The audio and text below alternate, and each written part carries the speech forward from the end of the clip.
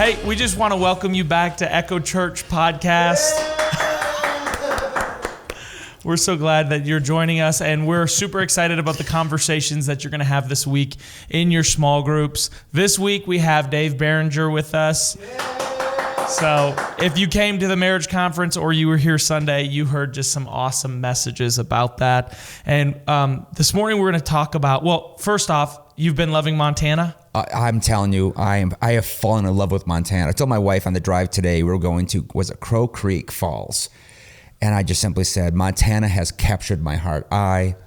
We love the West because we've been to a few states out here, but Montana is just, we're coming back. We've already said we're coming back. Yeah, we talked about our special. Anniversary coming back just for that. Yeah. We love it. Special. Yeah, it's great. We'll have to get you guys up by Glacier National Park next time. It's oh my word. Really pretty. Yeah. Really, we wish really we had pretty. the time to do that. It's sitting there waiting for us. Yeah, Montana's awesome. I love it. So we'll dive right in. Let's talk about your message this last Sunday, just on unforgiveness. Mm-hmm. What, just from me, whether it was the marriage conference or it was this, just listening to you preach, I think you come across different people that preach different messages that seem to resonate with a huge group of people, but it's almost as if the speaker, it's done a lot of work on their life. You could just see that. Yeah. And so for when it comes to unforgiveness, what has been in your life, like when did you have your aha moment, do you think, when it comes to this is extremely important in my life?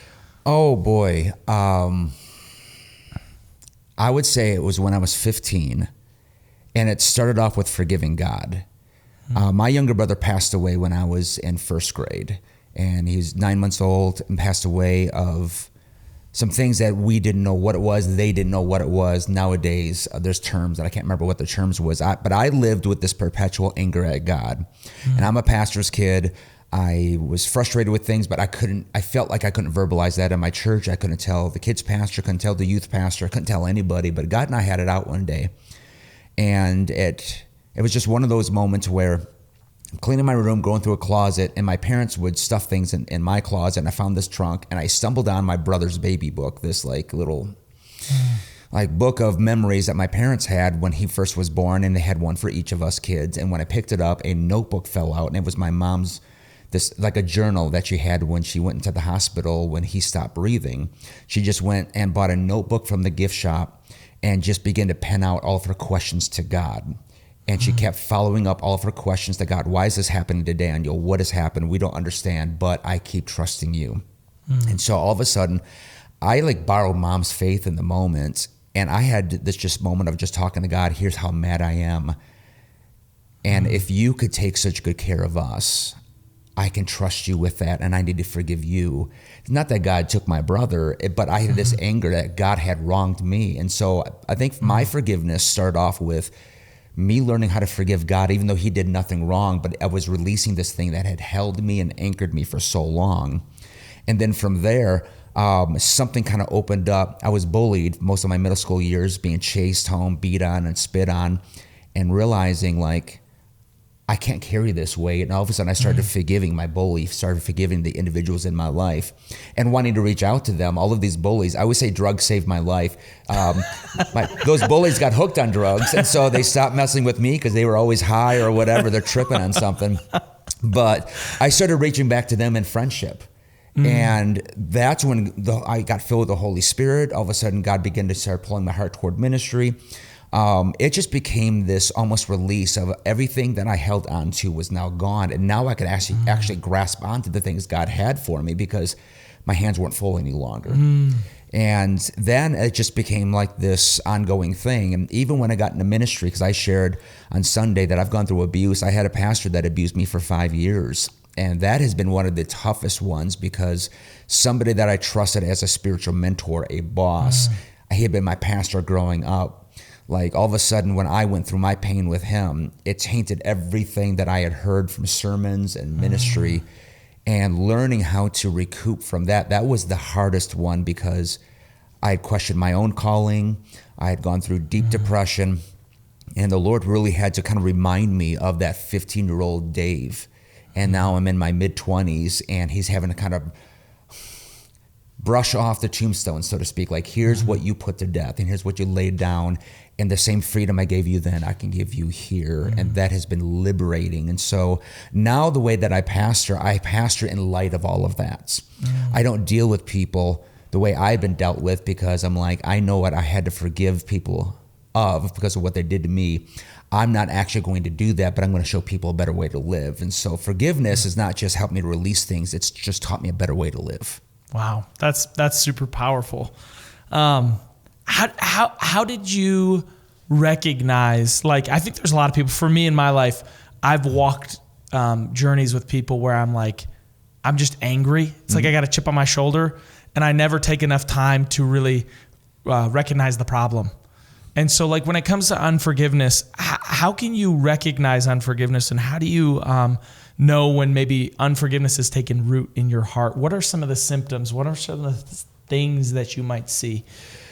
Oh boy, I think or is it different for all people? It can't be different. I know for me, how quick I was to get offended, or let's take a step back, how quick I was to look to be angry. Like, people would do things or act certain ways. I just wouldn't trust anybody, and I would almost look for ways to be angry. I also would begin to grow in suspicion toward people instead of nowadays. I trust somebody's heart first. I see the good in somebody first.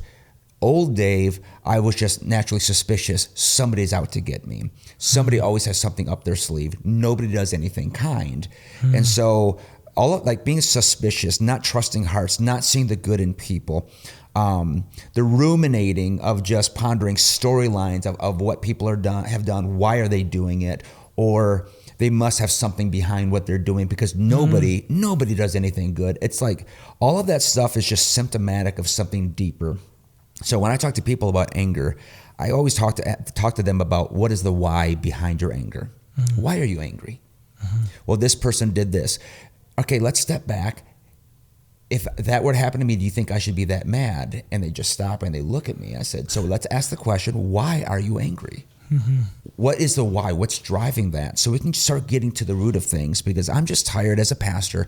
I'm tired of Christians picking off fruit that's rotten thinking. We just fixed it. Let's just stop these habits. Habits are great to stop, but we actually have to get to the root of those habits and what's driving those. And if we can do that, we can actually help to conquer unforgiveness by actually starting to attack our anger and figuring out where it's coming from and also how it's manifesting. Yeah, that's crazy. I think that for me too, when forgiving one person, it's almost a key in unlocking forgiveness for other people. Yeah. That have happened. Like, there's been past hurts and hangups from like years ago. And it's like, when I finally forgive that person, it's like, oh my gosh, the thing that I'm dealing with, the unforgiveness I'm dealing with right now is just like completely unlocked. Or at least it seems easier for me to be able to do that. It does. I mean, once you forgive somebody, if you forgive them, I would say in a proper way, which means you just simply release it. If you forgive in order to get something back, it's just manipulation. That's not forgiveness. You're doing something to get something back. You have to just simply release it. Once you get into that mode, you realize how much it bound up your life, your thought life. You lay in bed, you're thinking about it, you're pondering it. It's just literally eating you alive. But yet most people I know that just don't want to forgive, they are so bent on what the other person's receiving. They don't deserve it. You know what? Neither do you. That's always my reply. None of us actually deserve it, but what are they getting if you forgive? Well, they're getting off. I'm like, getting off of what?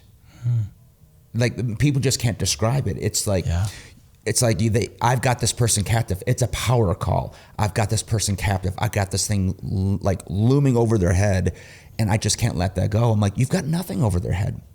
Whether you forgive them or not, they're going to live their life. But the problem is you're not living your life. Yeah. So the forgiveness is more about the individual than it is about the person. Now, granted, when you get to things like marriage, it's a powerful thing to dive into, because you recognize when the two become one, if one does hold on to it, it does affect the other person because the two become one. That's part of the oneness. Like, why is this affecting my spouse so much? It's like when my uncle Jason's 3 years older. We grew up like brothers. And so like we went to the same elementary school, middle school, high school. It's wild that you and your uncle are so close in age. It's so weird. And he was my best man. And I remember in his second marriage, I think he's been married 3 or 4 times. His wife called me. She says, you need to deal with your uncle. I said, why? Because he wants to know my business and he wants to care. And I keep telling him, this is my business. It doesn't affect you. And I'm like, Sarah, you don't understand what marriage is. She goes, I do, but it's my business. It's none of his business. What I'm mad at or what I'm hurt on. And I knew the writing was on the wall if they didn't get help, and they didn't get help. The two become one. And unforgiveness, it's one of the things about unforgiveness is you can offend me. If I forgive you, that's great. It's going to release me. It's not going to do much to you. Yeah. Because we don't have oneness. Me and Ann, different story. I hurt her and she forgives me. Like there's a weight not just pulled off of her heart, it's pulled off of my life as well, because it's not interrupting the oneness. Yeah, that's good. That's good. It's almost like a double blessing in a marriage, what forgiveness is. Like amongst friends or amongst acquaintances, forgiveness is more for you. I love what you said. My dad has said it too. A lot of times I don't know what pastor originally probably said it or communicator, but it's like drinking poison and hoping the other person would die. That's what unforgiveness is. And well, there's a reason why in our family, like Ann and I decided years ago, nobody told us this. We just decided we would not say the words, I'm sorry. It does slip out, but we don't want to use that type of language. We think language is important. We use the words, will you forgive me? And it must be followed by, I forgive you. Because there is this humility that's shown by the one person who has caused the offense, and it's the release on the other person's part.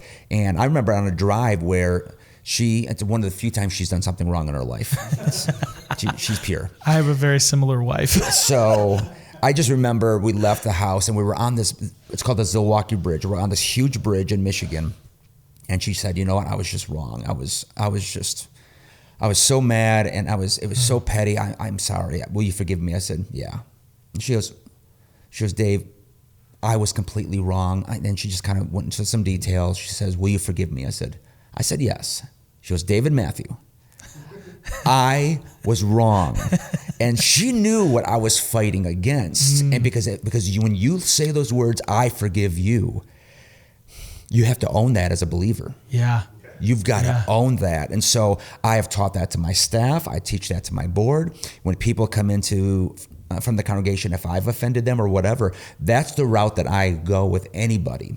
Like I've got this guy that is very upset at me. He's left the church and there's lots of issues that are going on there, but he felt he wasn't heard by me and his offense grew from there. And so before I dealt with the other stuff, I came back to, hey, I thought I listened well, but in your purview, I didn't. Yeah. And that's what matters to me right now.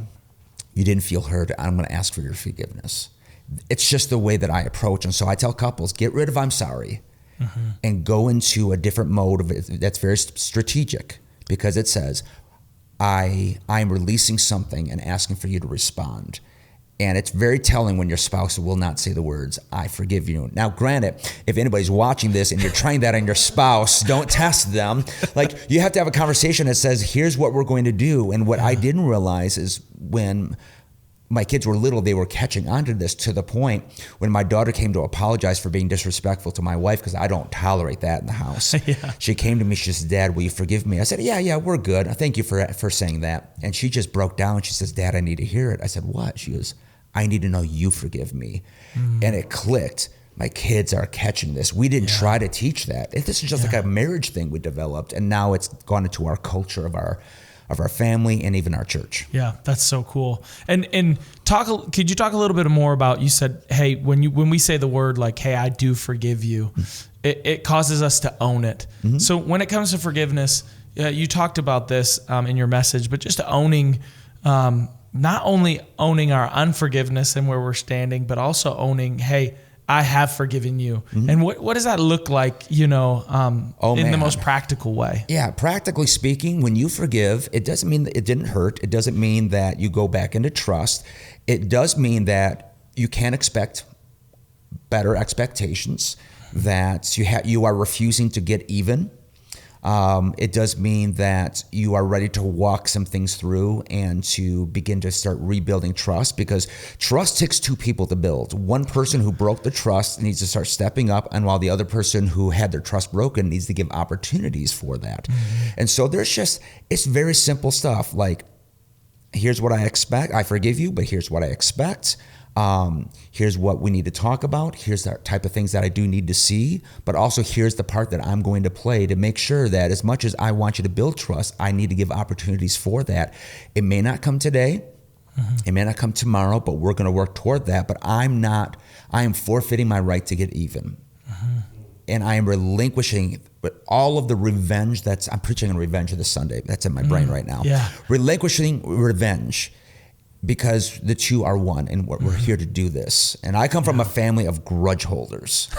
We are phenomenal at it. And Ann comes from a family that is super passive aggressive. And so her quietness has helped me with this. And at the same time, my fortitude in going after stuff has honestly made her a bit sharper in terms of wanting to deal with stuff. She's the one that actually got healthier because she started getting a little more forthright. But that passiveness, instead of it being toxic, it actually helped tamper some of that aggressiveness. And so she's the one that really helped model that for me. Yeah, that's amazing. My wife and I have had lots of discussions about this and just owning it. What do you do though for the person that, hey, yeah, I forgive you, but it feels like they don't really forgive you, or maybe that pain's still sticking around?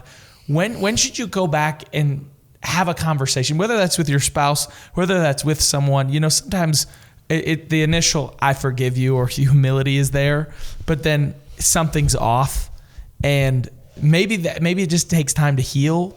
But when would you bring up the conversation and say, hey, I know I asked for forgiveness, I know I really messed up, but it feels like the way you're acting, the way you're treating me doesn't feel that way, or maybe the person isn't coming to the conclusion that they hurt you? Sure. Well, there's some deeper discussions. And so a couple things I'd say is, first of all, if somebody said, I forgive you, I release it. I'm like, okay, I received that, and there's some things I'm going to work on. But if it seems like they're not forgiving me, I would look at that person, like if it was my wife, and say, when you say, I forgive you, Dave, I'm taking you at your word, because I trust your word, and I expect that that's actually the truth that's there. Yeah. Is that still true?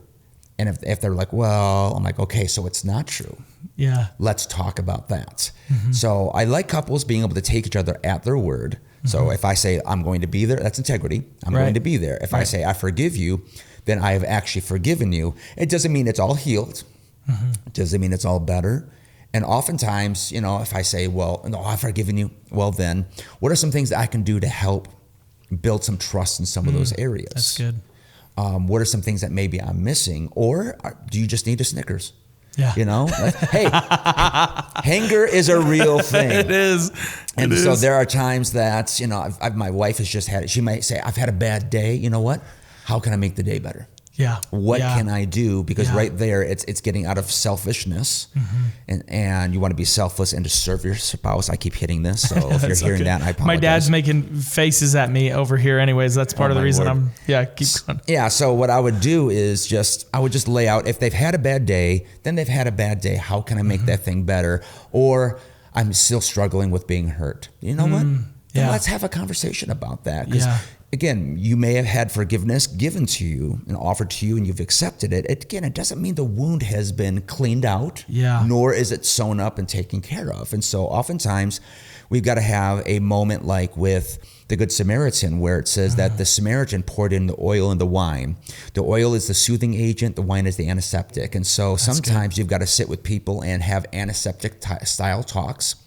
And at the same time, we can put salve, oil, words of affirmation and love and care and mercy and all of that comes into play to help with the wounds. Yeah, that's huge, because I think that's really articulating that part. I think forgiveness doesn't mean that you're fully healed from the situation. No. And I think we get that mixed up a little bit, as like, oh, if we just have this one talk everything, it's just magical. No, We're no, back no. to, and I think that that's something too, is, you talked about forgiving as Christ has forgiven.